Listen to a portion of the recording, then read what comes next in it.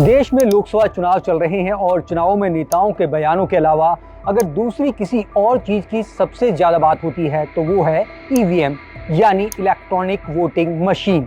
जब से चुनावों में ईवीएम का इस्तेमाल शुरू हुआ है तब से मतदान की प्रक्रिया ज्यादा आसान और सस्ती हो गई है। और क्योंकि भारत जैसे बड़े देश में साल भर कहीं ना कोई चुनाव होते ही रहते हैं, इसलिए हमारे देश में ईवीएम का महत्व और भी अधिक बढ़ जाता है।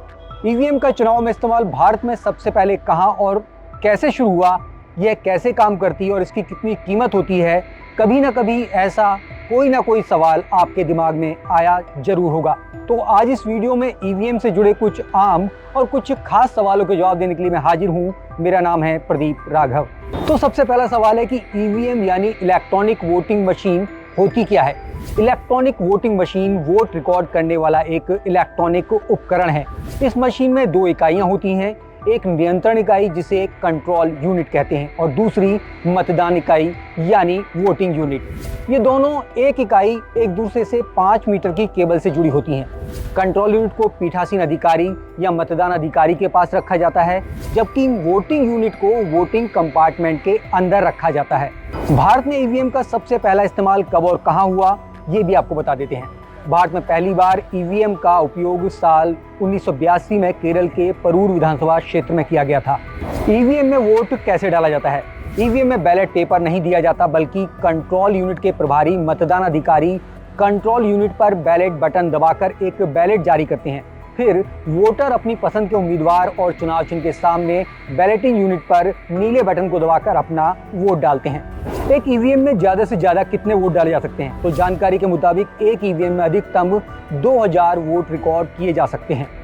Voter verifiable paper audit trail यानी वीवीपैट इलेक्ट्रॉनिक वोटिंग मशीनों के साथ जुड़ा एक स्वतंत्र सिस्टम है, जिससे मतदाता यह जांच कर सकते हैं कि उनके वोट उनकी पसंद के उम्मीदवारों को गए भी हैं या नहीं।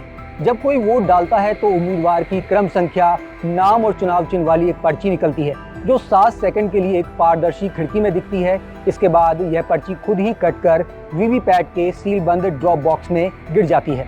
आप कैसे पता कर सकते हैं कि आपका वोट वैध है या नहीं? ईवीएम की सबसे खास बात यही है कि इसमें अवैध वोट डाले नहीं जा सकते। आप जो वोट डालते हैं वो वीवीपैट मशीन के जरिए एक पर्ची में दिखाई देता है। वोट डालने के बाद आपके पास 7 सेकंड होते हैं। इस दौरान आप वीवीपैट मशीन से निकलने वाली पर्ची को गौर से देखकर मिलान कर सकते हैं कि क्या इस पर्ची में उसी उम्मीदवार का नाम, क्रम संख्या और चुनाव चिन्ह अंकित है जिसे आपने वोट दिया है। क्या वीवीपैट बिजली से चलता है? नहीं, वीवीपैट एक पावर पैक बैटरी से चलता है। आखिर कोई अनपढ़ व्यक्ति ईवीएम और वीवीपैट जैसी आधुनिक मशीन को कैसे समझ पाएगा? तो आपको बता दें कि तकनीक हमेशा चीज़ें आसान करती है। ईवीएम और वीवीपैट में भी ऐसी तकनीक का इस्तेमाल किया गया है जिससे एक नासमझ व्यक्ति भी अपना वोट मर्जी के उम्मीदवार को दे सकता है। इसमें सिर्फ एक बटन दबाना होता है और वोट आपकी पसंद के उम्मीदवार को चला जाता है। जहां तक वीवीपैट की बात है तो वहां अनपढ़ व्यक्ति भले ही उम्मीदवार का नाम और क्रम संख्या नहीं पढ़ पाए, लेकिन चुनाव चिन्ह को देखकर समझ ही सकता है कि उसका वोट सही कैंडिडेट को गया है या नहीं। दरअसल चुनाव चिन्ह का मकसद ही यही होता है कि अनपढ़ व्यक्ति भी अपनी पसंद के प्रत्याशी के पक्ष में मतदान कर सके। ईवीएम के उपयोग के क्या लाभ हैं?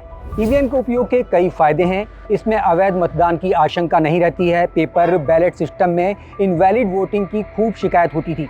कई बार तो प्रत्याशी जितने वोट के अंतर से जीत दर्ज करते थे उससे ज़्यादा संख्या इनवैलिड वोटों की होती थी। इस कारण शिकायतों का अंबार लग जाता था और मामला मुकदमेबाजी तक पहुंच जाता था, लेकिन ईवीएम ने इसकी गुंजाइश को खत्म कर दिया है। अब मतदाता अधिक विश्वसनीय और सटीक तरीके से अपनी पसंद के उम्मीदवार को वोट दे सकते हैं। बैलेट पेपर की तुलना में ईवीएम से वोटिंग करने से कागज़, छपाई, ट्रांसपोर्टेशन, स्टोरेज और डिस्ट्रीब्यूशन का खर्चा भी कम हो जाता है। ईवीएम से गिनती की प्रक्रिया बहुत तेज हो जाती है, जबकि पारंपरिक बैलेट पेपर सिस्टम से औसतन 30-40 घंटों के बाद चुनाव परिणाम आते थे। अब ईवीएम से औसतन 3 से 5 घंटे के अंदर रिजल्ट आ जाया करते हैं। मतदान खत्म होने के बाद ईवीएम को कहाँ रखा जाता है? मतदान केंद्र पर वोटिंग खत्म होने के बाद ईवीएम को स्ट्रांग रूम में जमा किया जाता है। स्ट्रांग रूम आमतौर पर जिला मुख्यालय में बनाए जाते हैं। अगर मतदान करते समय बिजली चली जाए तो क्या आपके वोट की गिनती होगी? ईवीएम को बिजली की जरूरत नहीं होती है। ईवीएम भारत इलेक्ट्रॉनिक्स लिमिटेड या electronics corporation of India limited द्वारा असेंबल की गई एक साधारण बैटरी पर चलता है। ईवीएम में अधिकतम कितने उम्मीदवारों के नाम रिकॉर्ड हो सकते हैं? वर्ष 2006 से 2010 तक M2 ईवीएम उपयोग किए जाते थे। उस ईवीएम में नोटा सहित अधिकतम 64 उम्मीदवारों के नाम डाले जा सकते थे। एक बैलेटिंग यूनिट में 16 उम्मीदवारों के नाम डाले जाने की सीमा है। अगर उम्मीदवारों की कुल संख्या 16 से अधिक है तो एक बैलेटिंग यूनिट जोड़ दिया जाता था। उस तरह M2 ईवीएम में अधिकतम 4 बैलेटिंग यूनिट जोड़कर ज्यादा से ज्यादा 64 उम्मीदवारों के नाम दर्ज किए जा सकते थे। हालांकि वर्ष 2013 से M3 ईवीएम का उपयोग होने लगा, जिसमें 4 की जगह अधिकतम 64 बैलेटिंग यूनिट जोड़े जा सकते हैं। यानी अब ईवीएम में 384 उम्मीदवारों तक के नाम दर्ज किए जा सकते हैं। एक ईवीएम की कितनी कीमत होती है? एक M2 ईवीएम की कीमत 8,670 रुपये थी। वहीं एक M3 ईवीएम की कीमत लगभग 17,000 रुपये पड़ती है। भारी संख्या में ईवीएम बनाने में ज़्यादा पैसे जरूर खर्च होते हैं, लेकिन इससे हर चुनाव के लिए लाखों में मतपत्रों की छपाई, ढुलाई, भंडारण आदि के मामलों में बहुत पैसे बचते हैं। इससे मतगणना के वक्त भी बहुत कम कर्मचारियों की ज़रूरत पड़ती है, जिससे उनका खर्च भी बचता है। तो उम्मीद है कि ईवीएम से संबंधित आपको अपने ज़्यादातर सवालों के जवाब मिल ही गए होंगे। फिलहाल इस वीडियो में इतना ही। देखते रहिए जी न्यूज़ डिजिटल।